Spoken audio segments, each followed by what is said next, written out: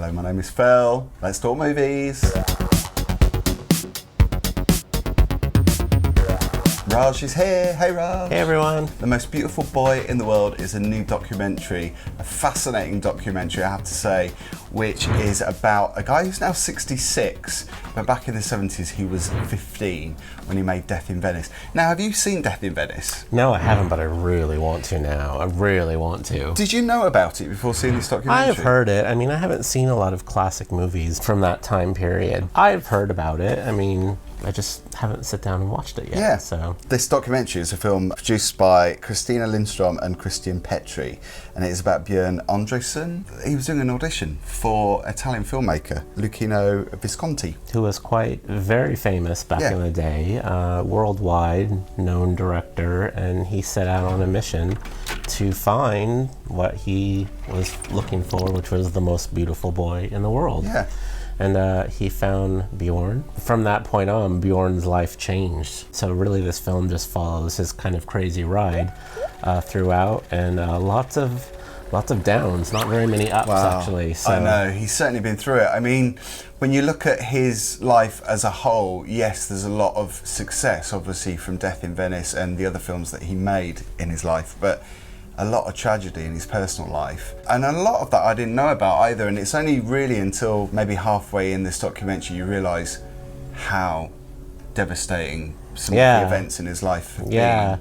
And it's he really kind of reminds me of one of those people that a lot of bad stuff has happened, but he just kind of masks it all, you know, and kind of just gets on with it, but really doesn't deal with any of the traumas, you know? No, because you would think that he doesn't necessarily have problems, but you could see that he's carrying a lot of stuff because he's so quiet as well. He's almost a bit of a loner. I wouldn't say he's a complete loner because he has got people in his life, but he seems to be carrying a lot of those problems and not really discussing them.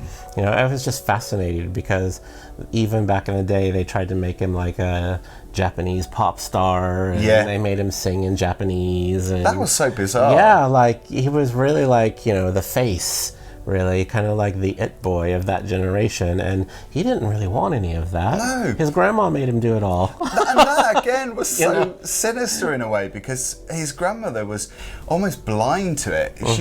She just kind of went along with it because she loved the fact that her grandson was famous and was such a celebrity, and you could tell that he just wasn't into it at all. But I do wonder why he was doing it, though. I wonder whether he was just going along with it because maybe he wanted his family to be proud of him, because I think deep down he probably didn't want to do that stuff. I mean, when you think about all that controversy that came with it, because you know, the filmmakers of Death in Venice, the predominantly gay film crew, wasn't it?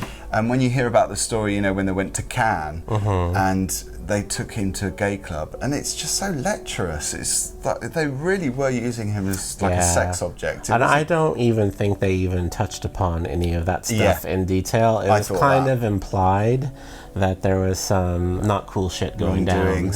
And he kind of glossed over it, and even his girlfriend is like, I can't believe they did that to you. And he's like, oh, it was like 50 years ago. And do you know what? That surprised me as well, because this woman that he'd been with, his girlfriend, I thought by that point he would have told her about that. And it wasn't until the film crew of the documentary were there that all came out. I didn't disbelieve that. I believe that totally. But I just found that surprising how that was kept a secret. But I guess that's just the kind of person he was. He didn't want to talk about that stuff that went on. I think what really kind of this is a very important scene, but what tied the whole movie together was its connection to now, and they showed the behind the scenes of Ari Aster's Midsommar. And realized that Bjorn is, you know, the old guy that sacrifices himself in this cult ritual. And I was like, oh, that was him? Oh my God. Because you sent me a message, because you saw this film before I saw it, and you sent me a message saying, he's the guy from Midsommar. I was like, oh. And then when I watched the documentary, I realised it was him.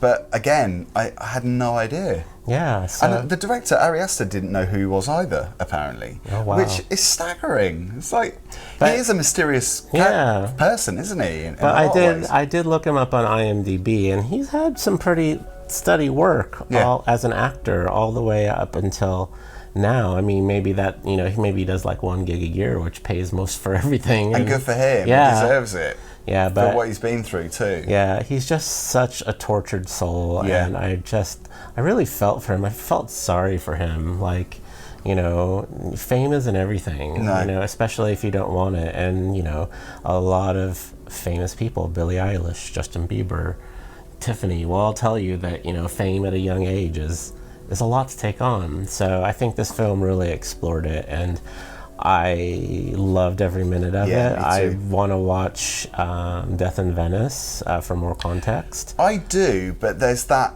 whole darkness of that whole time and what went into making that film that puts me off a little bit, because I feel like I'm supporting that director. Yeah. And I don't agree with what he did and the methods he used to. Yeah, but to we find don't. But his we don't cast. know. See, that's the thing. I guess, but you can imagine though what went on. Should you watch a Woody Allen film?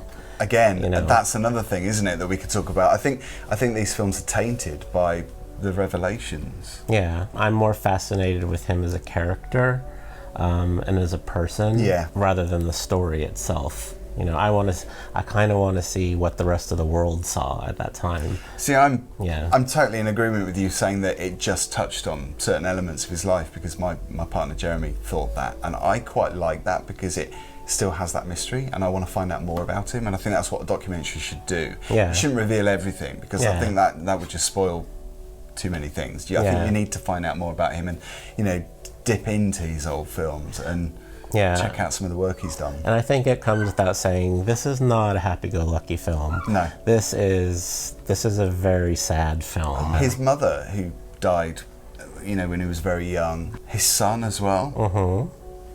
And he admits, and it's this whole guilt that he's carrying, that when his son died, he was drunk and he was just laying on the bed and he wasn't completely with it. And he blames himself for that. And hearing the perspective of his daughter, you know, was quite powerful too. So it's a sad film, but it kind of opens your eyes a little bit to what fame at an early age can do to you. And I kind of, if he's in another film this year, next year, I kind of want to go see it, just because I know. We'll be buying loads of tickets. Yeah, because I just really appreciate him as an actor now. So I think this documentary also was sensitively made as well, because there's certain elements, particularly the end, where you see that closing shot that, you know, is famous in Death in Venice, where he's walking into the sea, and you see the footage of him looking at his younger self in Death in Venice, and I thought that was really powerful. It was really poignant. But yeah, 4 stars for me. I thought it was amazing. 4 stars for me too. Definitely go and see it. It's coming out on PVOD very soon. I think I even saw it on Apple Movies already. So I think it's in the cinemas too. UK and Ireland. Yeah, it's called The Most Beautiful Boy in the World, and gets a big thumbs up from us. Thank you very much for watching. As always, my name is Phil. This is Raj, and we are Boys on Film. We'll be back soon to check out another film.